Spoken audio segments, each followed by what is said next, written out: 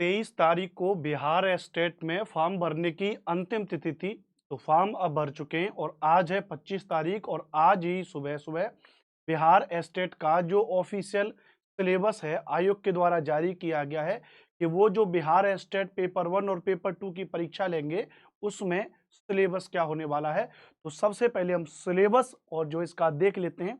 इससे पहले अगर आपको जानकारी नहीं है तो मैं आपको बता दूं, आपको पता होना चाहिए कि जो बिहार है, बिहार में 4 तरीके से पेपर होता है। आपको पता ही होगा कि अगर आप बिहार में शिक्षक बनना चाह रहे हैं तो बिहार में 1 से 5 तक शिक्षक बनने के लिए हमको बिहार टेट की आपको परीक्षा देनी पड़ती है। पेपर 1 जो केवल एक पात्रता परीक्षा है। इसके बाद जो नौकरी लगने वाली जो भर्ती निकलेगी आप उसमें फॉर्म भर सकते हो। उसके साथ-साथ अगर आपको बिहार में 6 से 8 तक अगर आपको शिक्षक बनना है तो आपको वहाँ की बिल्कुल पात्रता परीक्षा है बिहार टेट पेपर 2, वो आपको पास करनी पड़ेगी जो बिल्कुल सी टेट और यूपी टेट की होती है। वहीं अगर आपको बिहार राज्य में अगर आपको 9 से 10वीं तक या 9 से 10वीं तक के शिक्षक आपको बनना है तो यहाँ पर आपको एस टेट की परीक्षा पास करनी होती है जिसका होता है पेपर 1 9 से 10वीं तक। उसके बाद अगर हम थोड़ा-सा और आगे चलें, अगर आपको और आगे शिक्षक बनना है बिहार में 11 से 12वीं तक अगर आपको शिक्षक बनना है, तो आपको बिहार में एस-टेट का जो है पेपर पास करना पड़ेगा पेपर 2। यानी आप बिल्कुल आम भाषा में इसको आप ऐसे समझिए ये 11 से 12वीं का मतलब है पीजीटी में शिक्षक बनेंगे अगर आपको, तो आपको एसटेट पेपर 2 पास करना पड़ेगा। जिसके फॉर्म भर चुके हैं अब उसके फॉर्म नहीं भर सकते। तो आप में से जिन्होंने एसटेट का पेपर 2 फॉर्म भर दिया है अब वो एसटेट के पेपर को पास करेंगे। जब तक यदि ये पेपर पास नहीं करोगे तो फिर आप बिहार में पीजीटी में शिक्षक नहीं बन पाओगे। सेम उसी तरीके से 9वीं 10वीं में जिसको हम साधारण भाषा में कह देते हैं टीजीटी कहते हैं, अगर आपको टीजीटी में शिक्षक बनना है तो आपको उसकी पात्रता परीक्षा एसटेट पेपर 1 पास करना होगा। एस्टेट पेपर 1 या पेपर 2 दोनों का कॉमन सिलेबस है बिल्कुल। 150 नंबर का आपका पेपर होगा। 150 नंबर में 100 नंबर का आपका क्या होगा, सब्जेक्ट होगा और 50 नंबर का आपका क्या होगा भैया, कॉमन पेपर होगा। और जब 50 नंबर का कॉमन पेपर होगा याद रख लीजिएगा और 100 नंबर का सब्जेक्ट होगा। अब अगर टीजीटी में बनना चाह रहे हो तो साइंस है, सोशल साइंस है, मैथ्स है और सब्जेक्ट हैं तो उनको टीजीटी लेवल पर अपने सब्जेक्ट को तैयार करो। पीजीटी में शिक्षक बनना है तो पीजीटी में जो आपका सब्जेक्ट है history, geography, polity, psychology, sociology, maths, English, Hindi, Sanskrit जो भी आपके सब्जेक्ट हैं, जो उन्होंने वैकेंसीज वहाँ पे निकाली हुई हैं उसके आधार पे अपने 100 नंबर के सब्जेक्ट को तैयार करो। सबसे बढ़िया है एस्टेट का पेपर पास करते वक्त भी आपका सब्जेक्ट तैयार हो जाएगा और जब जॉब निकलेगी, जॉब के लिए जब फॉर्म निकलेगा तब आप उसको भरोगे तो अभी की तैयारी आपको उस समय भी मदद करेगी। तो ये तो एक साधारण सी जानकारी रही। अब हम बात करेंगे कि जो अभी, क्योंकि अभी जो फॉर्म भरे गए थे वो 9वीं से 10वीं तक के और 11 से 12वीं तक के एस्टेट पेपर 1 और एस्टेट पेपर 2 के जो है फॉर्म भरे गए थे। तो अभी जो सिलेबस जारी हुआ है इस 150 नंबर में कि जो 100 नंबर का सब्जेक्ट होगा और जो 50 नंबर का कॉमन पेपर होगा इसमें कैसे सवाल पूछे जाएंगे, इसका ऑफिशियल सिलेबस जो है जारी हो चुका है। और यहाँ पर हम आ चुके हैं, ये हमारा सिलेबस फॉर माध्यमिक पेपर 1 एस्टेट।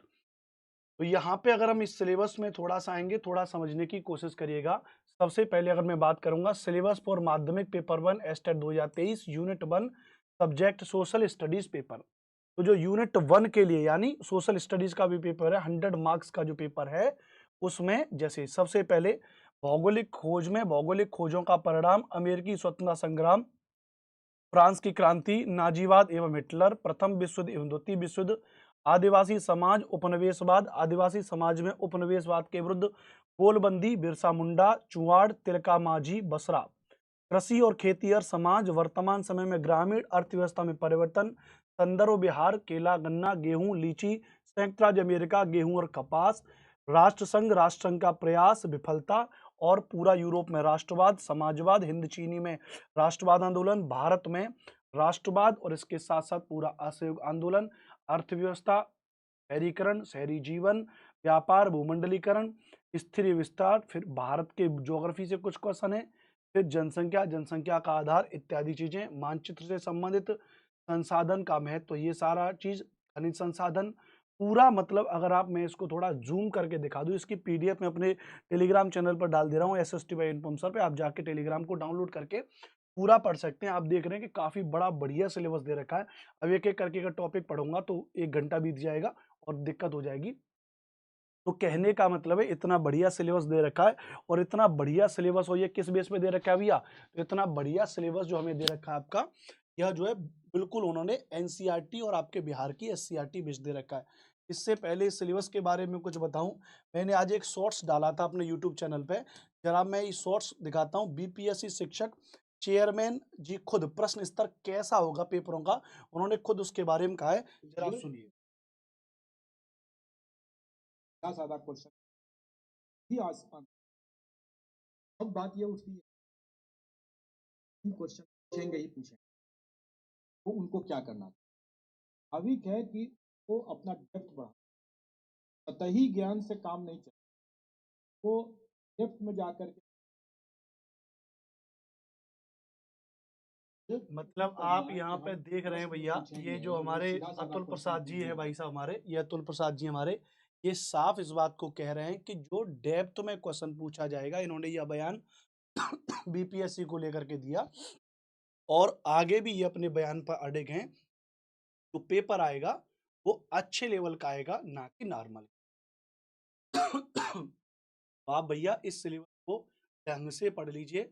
आपके बिहार की सीआरटी है, प्लस जो बिहार की एनसीईआरटी है से लेकर 10वीं तक की पूरी ढंग से आपको पढ़नी है, तभी आप पेपर पास कर पाओगे। क्योंकि यह ऐसे टॉपिक हैं जिन टॉपिक को पहली बात तो हर टीचर नहीं पढ़ा सकता। जिसने एनसीईआरटी एससीईआरटी को ढंग से पढ़ा होगा वही टीचर पढ़ा पाएगा। एसएससी वगैरह की तैयारी कराने वाले या अमूमन पीसीएस वगैरह की तैयारी कराने वाले भी टीचर वो ढंग से नहीं पढ़ा पाएंगे, वही टीचर पढ़ा पाएगा जो एससीईआरटी और एनसीईआरटी पर ही कमांड करके बैठा है। बात क्लियर भैया? तो बस इसको यहाँ पे ध्यान से पढ़ो। आप कहीं गलत जगह अपने चक्कर मत पड़ो और अपनी तैयारी को बढ़िया करने के लिए एनसीईआरटी और एससीईआरटी ढंग से आपको पढ़। और जो दूसरा पेपर में 100 नंबर का सब्जेक्ट 50 नंबर में art of teaching other skill में, आर्ट ऑफ टीचिंग में 30 नंबर, अदर स्किल में 20 नंबर, टीचिंग और अदर स्किल में आपके general knowledge, environmental science, mathematics का एप्टीट्यूड और लॉजिकल रीजनिंग, 20 नंबर की रीजनिंग और मैथ है। 30 नंबर का वही teaching aptitude, art of teaching है, मीनिंग प्रोसेस कैरेक्टरिस्टिक्स पूरे तरीके से ये सारा चीज। मतलब खेल इसमें क्या है, खेल इसमें केवल और केवल आपके सब्जेक्ट का है। तो इतने बढ़िया लेवल के टॉपिक दे रखे हैं, हर कोई बालक इसको पेपर को पास नहीं कर। एसटेट का पेपर 1 पास करेंगे तभी आप बिहार में टीजी टीम से बनेंगे। अभी से लग जाइए, बिहार राज्य की सीआरटी को उठा लीजिए। कक्षा 6 से लेकर के 10 तक पढ़ने का। और अगर पीजी है तो 6 से 12 तक हिस्ट्री, ज्योग्राफी, पॉलिटी चारों को। वीडियो यदि अच्छी लगी चैनल को सब्सक्राइब कर दीजिएगा, सेशन लाइक करके को शेयर कर दीजिए। Very much. जय हिंद।